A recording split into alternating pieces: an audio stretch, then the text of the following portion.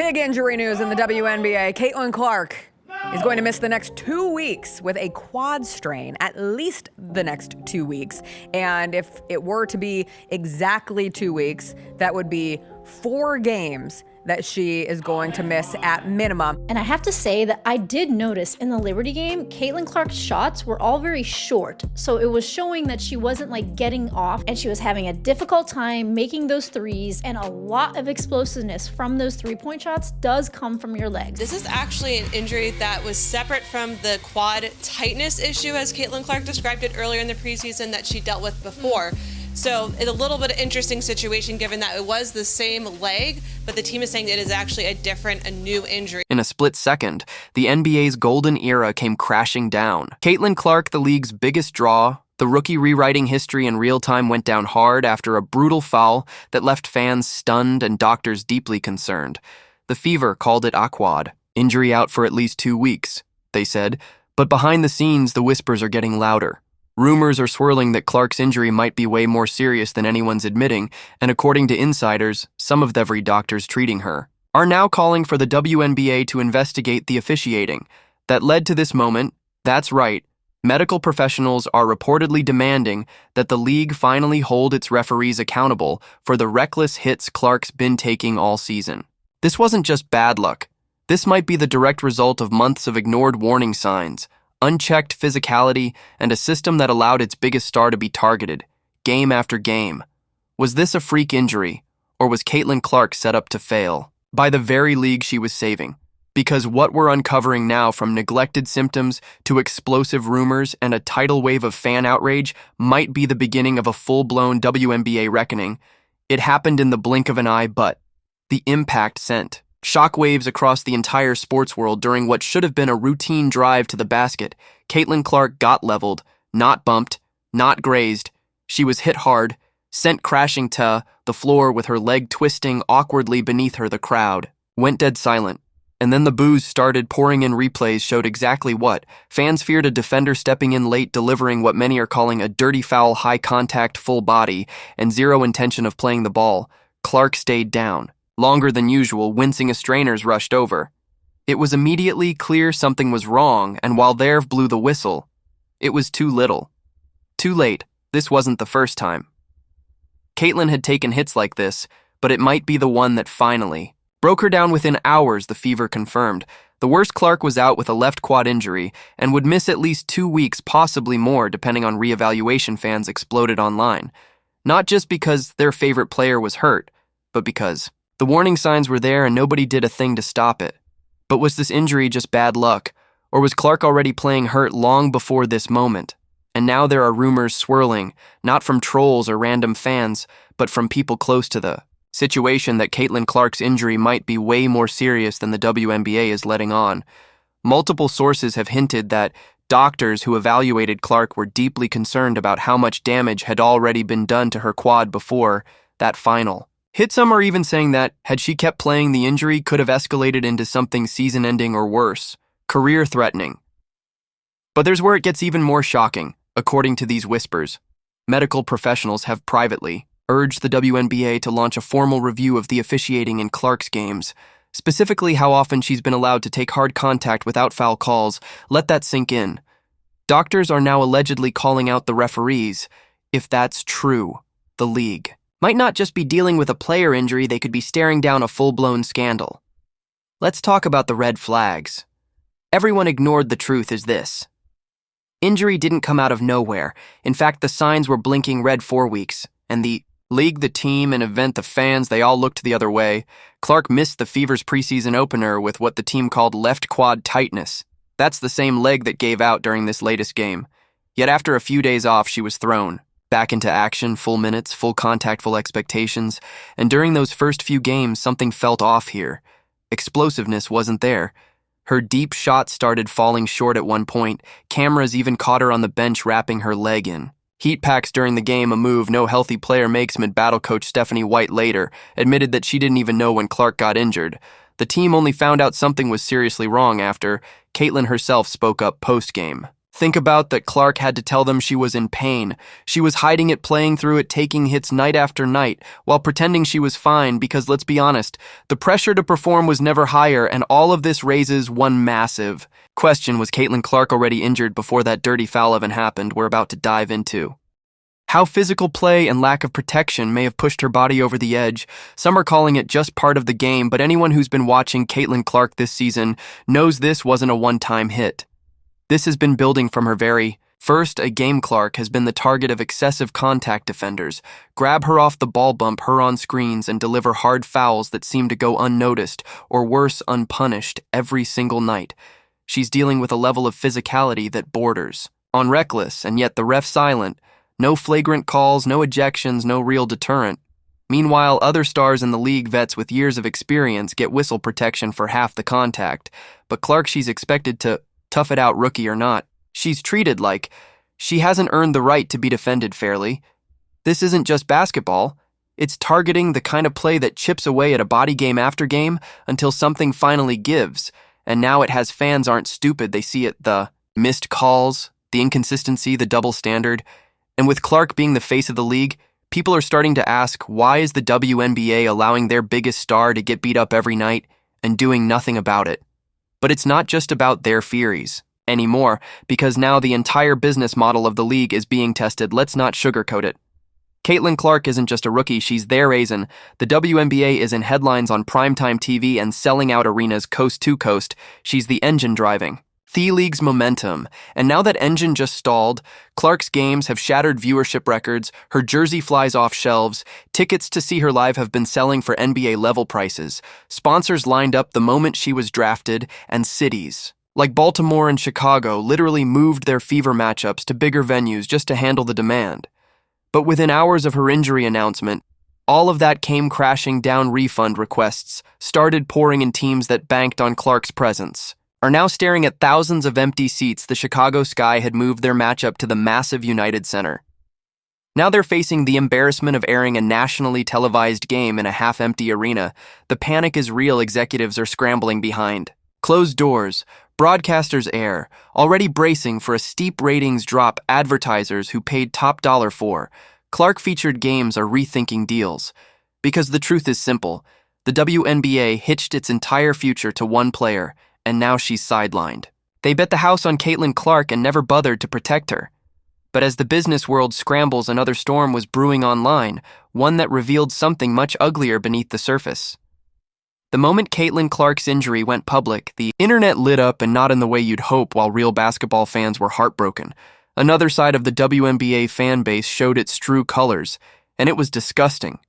Instead of concern or support, parts of social media exploded with celebration posts, mocking Clark, tweets cheering her absence, entire threads dedicated to ridiculing a 23-year-old who just got seriously hurt playing the game she loves. And let's be honest, this wasn't random trolling. A lot of it came from rival fan bases, especially those aligned with teams like the Chicago Sky and Angel Reese, the same people who always say, we don't hate Caitlin, we just hate her fans.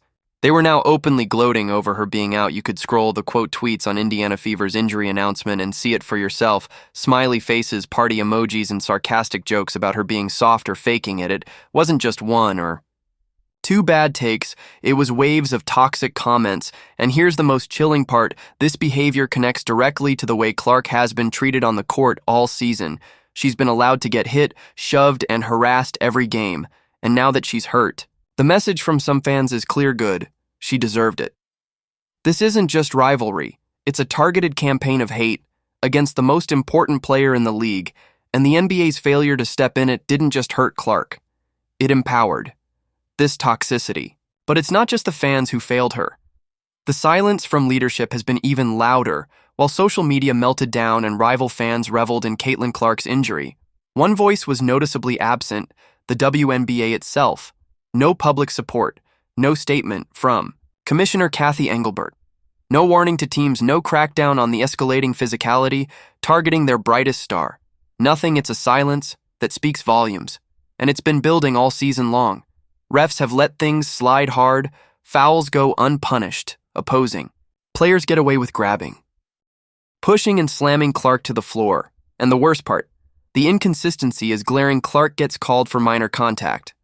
sometimes for barely breathing on defenders, while opponents are allowed to play.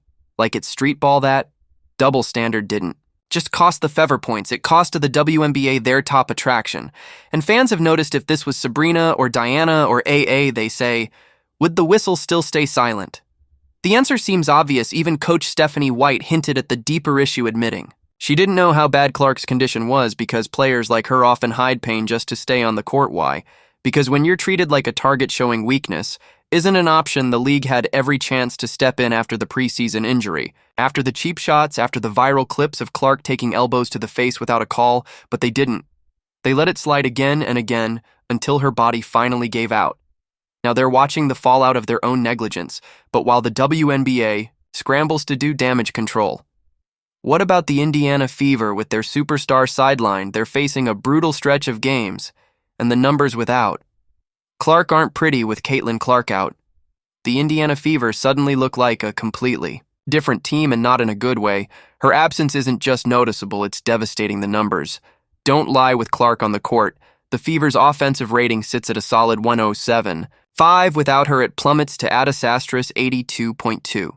That's not a dip, that's a free fall. Clark doesn't just score, she creates her floor vision, court spacing, and ability to draw defenders, make everyone around her better. Now that safety net is gone and the pressure ice in every single player to step up. Fast head coach Stephanie White is already trying to adjust. She's talked about shifting the emphasis in their offense translation. It's time for the rest of the roster to prove they're not just supporting characters in the Caitlin Clark show. First up, Aaliyah Boston, last year's Rookie of the Year, is now the go-to option inside. Boston had been thriving off pick and rolls with Clark, but now the team plans to increase her post touches, getting her back to that dominant low block style she excelled at in college. Next, Kelsey Mitchell. She's been Indiana's most consistent scorer, outside of Clark, and now she inherits the playmaking load. 2 more touches, more pressure, more eyes on her. If she delivers, she could prove she's more than just a shooter, but if she struggles, the Fever's offense could completely stall. Role players like Lexi Hall, Sophie Cunningham, and veterans like Natasha Howard were brought in for depth now. They're being thrown into the fire no more, hiding behind Clark's star power. It's time to produce or the season slips away fast, and the schedule, it's not doing them any favors. Washington, Connecticut, Chicago, all tough opponents, all gunning for wins while the Fever try to figure out who they are. Without their leader, this is more than just a test of talent. It's a test of identity, and if they don't find answers fast, things could spiral like quick. But this isn't just Indiana's crisis. What this injury exposed about the WNBA as a whole might be even more dangerous. Caitlin Clark's injury didn't just sideline a player, I'd expose the uncomfortable truth.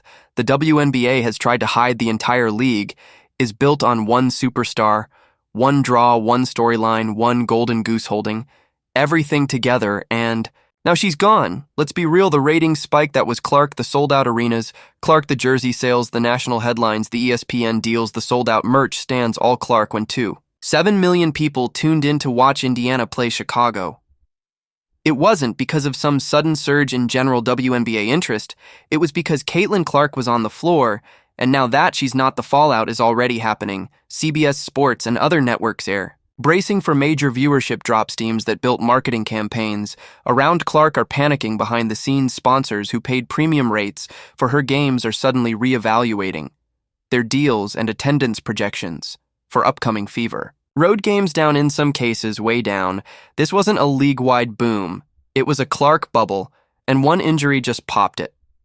Instead of using Clark's momentum to build a deeper foundation, the WNBA gambled everything on one rookie to carry the weight of an entire league. They didn't spread the spotlight. They didn't develop multiple stars. They let the house stand tall on shaky ground, and now it's crumbling. But what's worse, this entire situation was preventable. Proper rest after her preseason strain, better officiating to Dieter, the constant targeting, a medical staff more proactive in spotting the warning signs. They could have protected her, they didn't. Now they're watching ratings slip, arenas empty out, and a growing list of angry fans asking one brutal question: did the WNBA just destroy its best chance at going mainstream by refusing to protect every player who got them there? This wasn't just an injury. It was a flashing red warning light, a siren blaring for everyone in the league office, the locker rooms, the media booths. Caitlin Clark is out, and the ripple effects are massive. But let's not pretend this was some freak accident. It was the result of weeks, months of neglect. The WNBA had a generational superstar fall into its lap and, instead of protecting her, they threw her to the wolves. They let defenders take shots with no consequences. They let toxic fan bases fester without pushback. They stayed silent when she was bruised, beaten and harassed, all while carrying the league's momentum on her shoulders. And now they're paying the price. This is what happens when a league fails to recognize its own value when it gets a ticket to the big stage, but fumbles the opportunity by clinging to old habits and weak leadership. The media spun this like Clark would save the WNBA, but she can't save anything if she's broken on the floor, and now they'll have to find out the hard way what this league looks like. But here's what gives fans hope. Caitlin Clark isn't done. This break might be the pause she needed. For the first time, she'll get to step back, study the game from a different angle, and heal properly. And when she returns, she'll be smarter, stronger, and more dangerous. The Indiana Fever will be bid. The spotlight will shift. Other players will rise, and maybe the WNBA will finally understand the cost of neglecting its stars. Let's just hope the next time a generational talent shows up, the league protects her. Like the future depends on it, because it does yet. Well, see in the comments if you're rooting for Caitlin's comeback, and if you think the WNBA needs to do better, hit that like button so the message gets louder, subscribe, and turn on notifications, because this story isn't over.